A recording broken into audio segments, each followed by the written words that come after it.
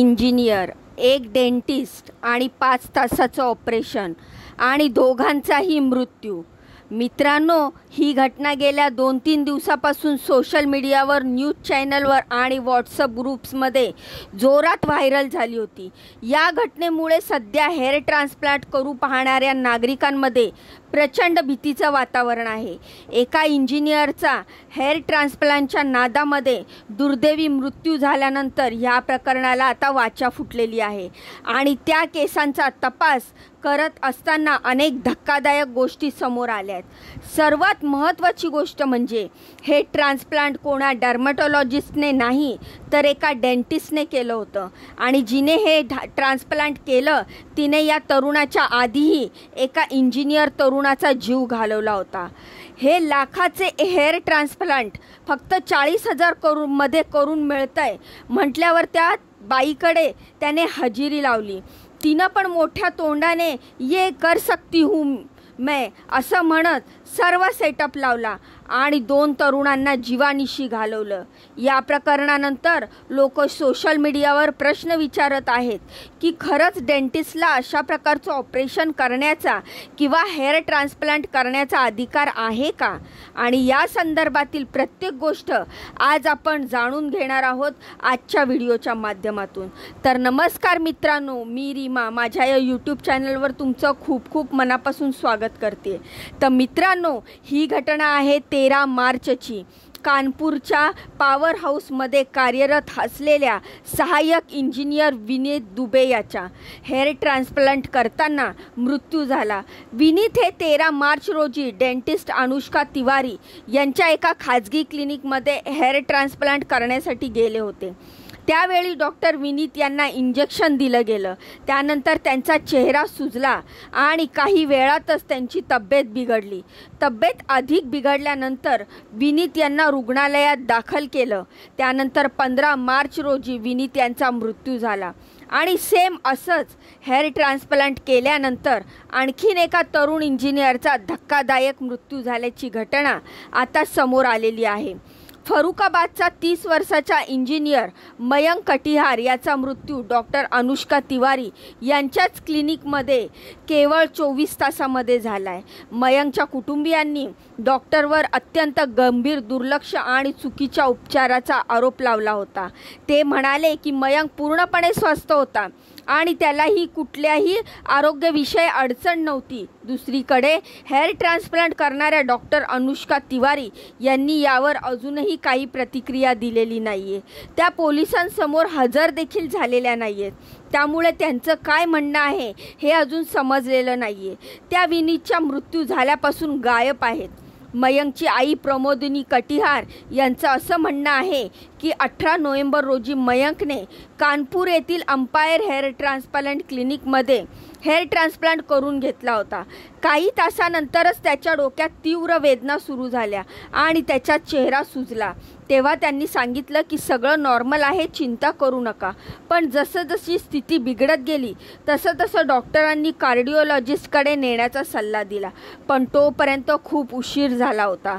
19 November रोजी सकाळी मयंकचा मृत्यू झाला।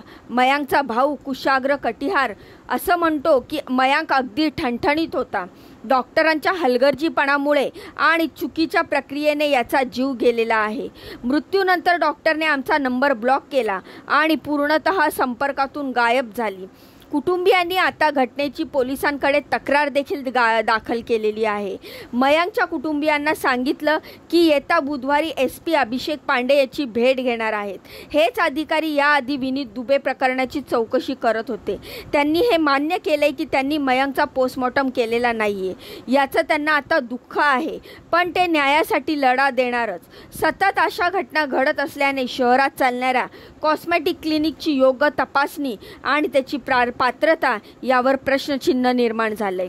वैद्यकीय आपत्कालीन सुविधा नसताना अशा क्लिनिक चालवण्याची परवानगी सुरक्षित आहे का, हा प्रश्न आता आलेला आहे. डॉक्टर अनुष्का तिवारी कानपूरच्या केशवनगरमध्ये एम्पायर नावाचं क्लिनिक चालवत होत्या, जे 4 मजली संकुलात तळमजल्यावर आहे. बाहेर लावलेल्या त्यांच्या बोर्डवर दंत, केस आणि सौंदर्यशास्त्र चिकित्सक असं लिहिलेलं होतं. अभियंता विनीत यांच्या निधनानंतर या जागेला कुलूप लावण्यात आलं आणि बोर्डही काढून टाकण्यात आले. कॉम्प्लेक्सच्या सुरक्षेसाठी तैनात असलेल्या गार्डने सांगितलं की डॉक्टर काही दिवसापासून येत नाहीयेत, त्यामुळे क्लिनिकला कुलूप आहे. डॉक्टर अनुष्काचा पती या क्लिनिकमध्ये बसायचा असं सांगितलं जातं. तो डेंटिस्ट असल्याचं सांगितलं जातंय, पण तथापि याची पुष्टी झालेली नाहीये.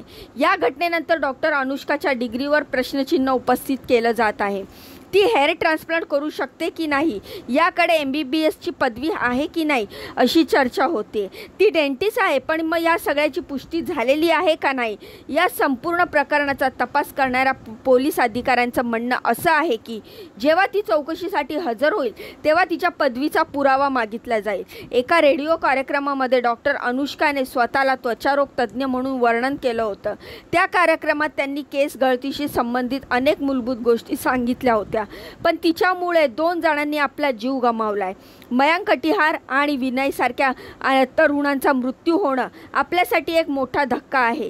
सौंदर्याच्या नादात किंवा आत्मविश्वास वाढवण्यासाठी केसांची ट्रान्सप्लांट सर्जरी करणं सामान्य झालंय, पण ही प्रक्रिया खूप काळजीपूर्वक करावी लागते. केस ट्रान्सप्लांट करताना सर्जन अनुभवी आणि पात्र असावा. क्लिनिककडे आवश्यक परवाने व सुविधा असाव्या आणि सर्जरीनंतर तात्काळ वैद्यकीय मदतीची सोय असावी. सर्जरी संपूर्ण वैद्यकीय तपासणी आवश्यक आहे. विशेषतः हृदय, रक्तदाब, साखर या सगळ्या बाबींची अनेकदा लोक स्वस्त दर, आकर्षक ऑफर आणि जलद परिणामांच्या जाहिरातांना बळी पडतात, ज्यामुळे जीव धोक्यात येतो. सर्जरीनंतर दिली जाणारी औषधे आणि ॲनेस्थेशियाचे दुष्परिणाम, पूर्णपणे उपचार पद्धती याबद्दल स्पष्ट माहिती घेतली पाहिजे. लेखी स्वरूपात करार करणं आणि विश्वासू साक्षीदार ठेवणं हे देखील फायदेशीर ठरतं. केस गळाले म्हणून आयुष्यावर पाणी सोडणे योग्य नाही. आरोग्य, आत्मविश्वासाने जगणे हेच खऱ्या अर्थाने सौंदर्य आहे. त्यामुळे कोणतीही शस्त्रक्रिया करताना 100 वेळा विचार करा, कारण केस परत येतील पण आयुष्य नाही. दुसरीकडे शहराचे CMO हरिदत्त नेम यांनी म्हटले की केस प्रत्यारोपण करण्याचा अधिकार फक्त त्वचारोग तज्ज्ञांनाच आहे. याशिवाय इतर कोणतीही व्यक्ती केस प्रत्यारोपण करू शकत नाही. असे असूनही अनेक ढोंगी स्वतःला डॉक्टर म्हणून घेतात आणि केस प्रत्यारोपण करतात. कोणी अशा भामट्यांच्या जाळ्यात अडकू नका. केस प्रत्यारोपणाची प्रकरणाची चौकशी CMOकडे जात आहे आणि अहवाल लवकरच सादर केला जाईल. आता लोकांच्या डोक्यावर केस आणण्याच्या प्रयत्नात त्यांच्या जगाशी कायमचा संपर्क तोडणाऱ्या डॉक्टर अनुष्का तिवारी यांच्या कर्तृत्वाबद्दल तुमच्या काय प्रतिक्रिया आहेत, मला कमेंटच्या माध्यमातून नक्की सांगा. जाण्याआधी व्हिडिओला लाईक करा, चॅनलला सबस्क्राईब करा. ला पुढे जाण्याचा एक चान्स नक्कीच द्या. मी माझ्या चॅनलवर असेच महत्त्वपूर्ण आणि नवनवीन व्हिडिओ रोज टाकत असते, ते नक्की बघा.